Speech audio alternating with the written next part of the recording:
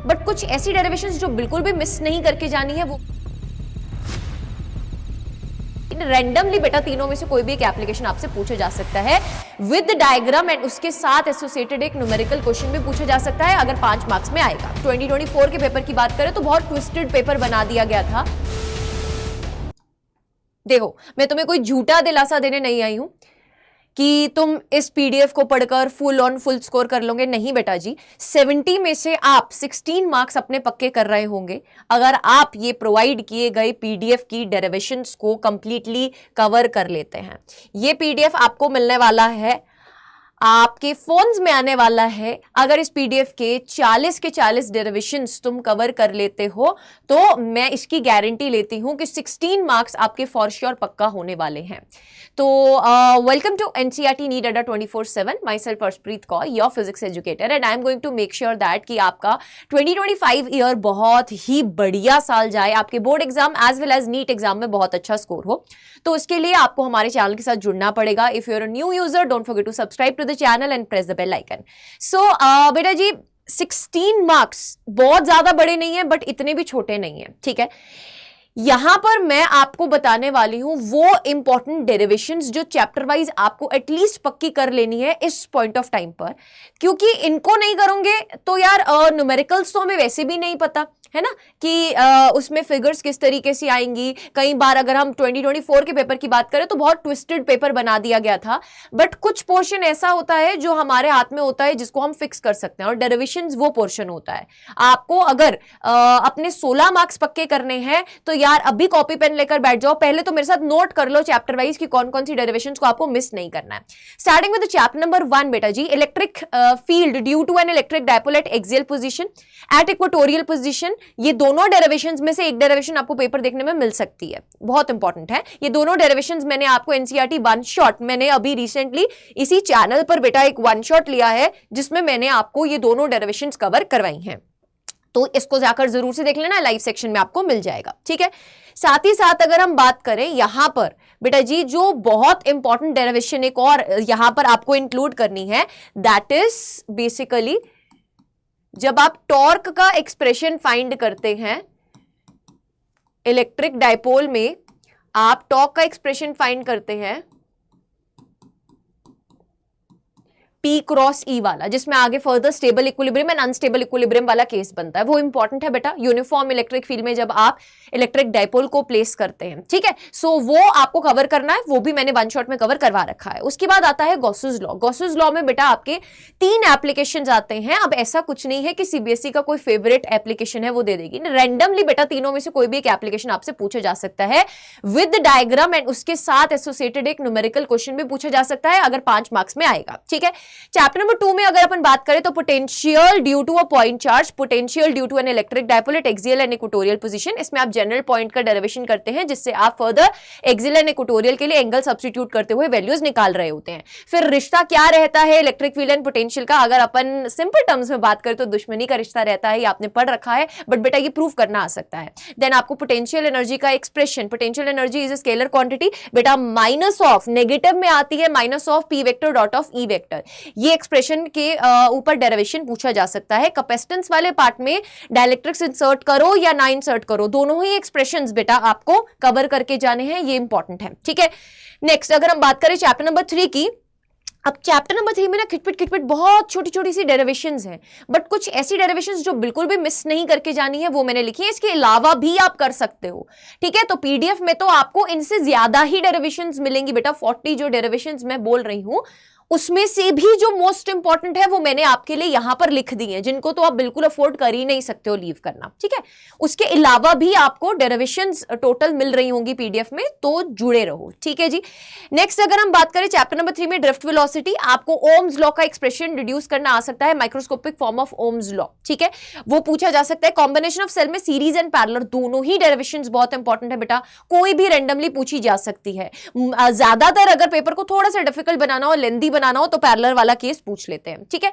Wheatstone bridge important है बेटा, इसको कवर करना नहीं भूलना है। देन नेक्स्ट अगर हम चैप्टर नंबर 4 की बात करें, बहुत लंबी कहानी है भाई इस चैप्टर की, भर भर की चीजें इसमें गिवन है। Magnetic field in a circular loop, centre and axis, बेटा जो एक्सिस वाला डेरिवेशन है, अब कई बार ऐसा होता है कि जब आप कर रहे होते हो ना इस डेरिवेशन को, आपको लगता है यार ये तो 2-3 पेज का डेरिवेशन बन गया, पर पेपर में वो 3 नंबर का पूछ लिया जाता है। तो उस हिसाब से बेटा आपको अपने स्टेप्स को कवर करना है कि आप उतना ही लिख रहे हैं जितने मार्क्स का पूछा गया है।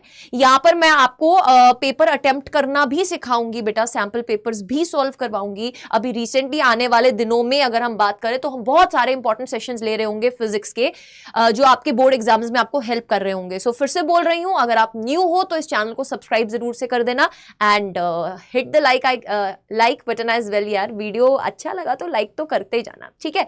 नेक्स्ट अगर हम बात करें force between parallel current carrying wires, बेटा इससे अगर हम पहले एक बात कर रहे हैं, एम्पियर्स लॉ का ना एक एप्लीकेशन है जिसमें magnetic field due to long conductor आपको फाइंड करना आता है इनसाइड आउटसाइड, और इसके साथ एसोसिएटेड एक न्यूमेरिकल भी पूछा जाता है बोर्ड्स में, ठीक है। तो वो एक्सप्रेशन इंपॉर्टेंट रहता है कि कैसे इनसाइड आपका डिपेंड करता है मैग्नेटिक फील्ड किसी लॉन्ग करंट कैरिंग वायर में, मोटी वायर में आपके पास magnetic field directly proportional to R होता है या नहीं होता है, बाहर जाते जाते इनवर्सली रहता है या नहीं रहता है, तो वो डिपेंडेंसी वाली चीजें आपको आनी चाहिए, ठीक है।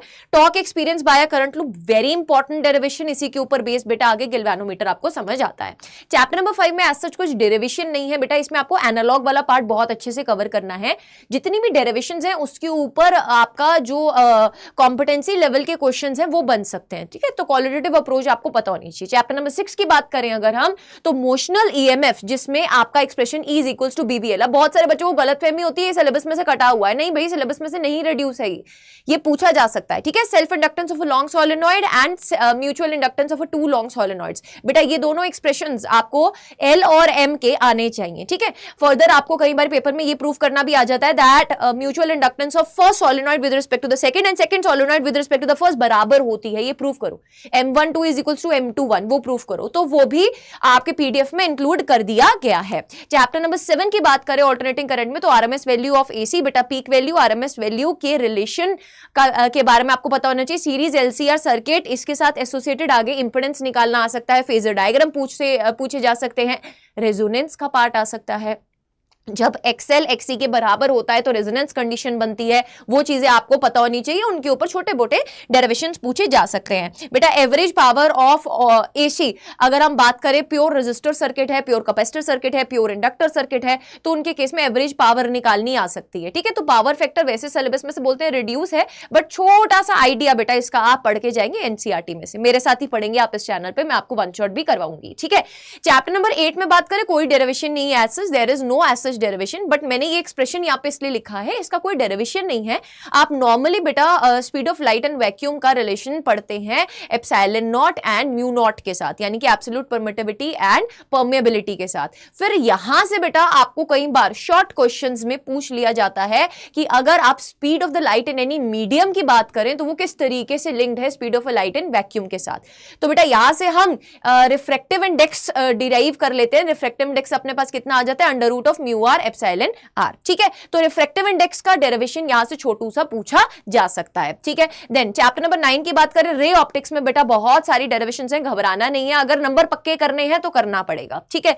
मिरर फॉर्मूला 10th में आपको, क्लास 10th में आपने पढ़ रखा है, तो इसके ऊपर ज्यादा मगजमारी मत करना, चांसेस बहुत कम है कि ये पूछा जाए, बट फिर भी अगर रे ऑप्टिक्स की बात करें बेटा तो कुछ नहीं कह सकते। एग्जामिनर जो पेपर बना रहा है तुम्हारा, है ना, तो वो किस माइंडसेट से बैठा है ना, वो सोच के बैठा है अरे यार इन्होंने 10th में तो पढ़ा ही होगा, ये तो डाल ही देता हूं, ठीक है। तो उस केस में बेटा आप ये एक नंबर भी ना गवाएं, इसलिए मैंने ये वाला डेरिवेशन भी यहां पर लिख दिया है। Next, refraction at the spherical surface, फिर क्रिटिकल एंगल का रिश्ता रिफ्रैक्टिव इंडेक्स के साथ कैसा बनता है, lens maker formula, lens formula, prism में बेटा मिनिमम डेविएशन वाली कंडीशन में आपको रिफ्रैक्टिव इंडेक्स निकालना आ सकता है। देन न्यूमेरिकल बेटा इसके साथ अटैच्ड हो सकता है। देन ऑप्टिकल इंस्ट्रूमेंट्स में से simple microscope, compound microscope, astronomical telescope में से एक आएगा। देखो चांसेस आर वेरी ब्राइट कि आपको कंपाउंड माइक्रोस्कोप या एस्ट्रोनॉमिकल टेलीस्कोप में से कुछ पूछा जाए। और बेटा रिफ्लेक्टिंग टाइप टेलीस्कोप जो है वो बहुत बार प्रीवियस ईयर्स में पूछा गया है। आपके पीडीएफ में ना मैंने ईयर्स भी मेंशन किए कि कौन कौन से ईयर्स में वो क्वेश्चन पूछे गए हैं, तो आपको वहां से समझ में आएगा कि ये रिफ्लेक्टिंग टाइप टेलीस्कोप जो है ना ये बहुत बार पूछा जाता है थ्योरेटिकल बेस में कि reflecting type telescope refracting type telescope से क्यों बेटर है ना, तो वो पॉइंटर्स आपको पता होने चाहिए, how to frame that. Next, wave optics की बात करें तो आपको हाइगेन्स प्रिंसिपल से laws of reflection and reflection proof करने आने चाहिए। अब बेटा जो इंटरफेरेंस वाला यंग्स डबल स्लिट एक्सपेरिमेंट का पार्ट था या सिंगल स्लिट एक्सपेरिमेंट वाला पार्ट था ना, वो आपके सिलेबस से कट चुका है। डेरिवेशन, उसके सिर्फ एक्सप्रेशंस आपको याद होने चाहिए, उसके ऊपर बेस्ड न्यूमेरिकल्स आ सकते हैं। इंटेंसिटी का एक छोटा सा जो नेट इंटेंसिटी वाला डेरिवेशन है, छोटू सा ही है, उसको एक बार देख जाना, ठीक है। नेक्स्ट अगर हम बात करें chapter number 11 dual nature of radiation and matter में आइंस्टाइन्स फोटोइलेक्ट्रिक इक्वेशन बेटा कर जाइएगा। D Broglie wavelength of electron, वैसे बोला जाता है कि ये सिलेबस में है नहीं है, कॉन्ट्रोवर्शियल है बेटा, बट एक छोटा सा ही इसका एक्सप्रेशन है, वो भी हम करके जाएंगे, ठीक है। चैप्टर नंबर 12 में अब अगर आप सिलेबस में देखोगे तो ये रेडियस, वेलोसिटी, टाइम, एनर्जी, इन सबके आगे लिखा है क्वालिटेटिव ट्रीटमेंट ओनली, बट मैंने पीडीएफ में इसका डेरिवेशन इंक्लूड किया है बिकॉज आई डोंट वॉन्ट कि आप एक रेडियस के एक्सप्रेशन के कारण अपने नंबर गवा दें। तो आपको बेसिक्स तो आपने पढ़ ही रखा है, ये वाला चीज आप कवर करेंगे। चैप्टर नंबर 13 में अगर हम बात करें न्यूक्लियाई में, तो एक ही डेरिवेशन बेटा जो स्टार मार्क किया है, nuclear density is independent of mass number, बाकी सब थ्योरेटिकल चीजें हैं, इसके ऊपर सीधा सीधा क्वेश्चन बनता है। सेमीकंडक्टर में बेटा कोई भी एज सच आपका डेरिवेशन नहीं है, सिर्फ थ्योरेटिकल क्वेश्चन ही बनते हैं। फॉरवर्ड बायस, रिवर्स बायस हो गया, पीएन जंक्शन डायोड के बारे में हो गया, देन आपके पास आ जाता है half wave rectifier, full wave rectifier, तो ये सब टाइप के क्वेश्चंस बन सकते हैं, बट उसमें कोई डेरिवेशन नहीं है।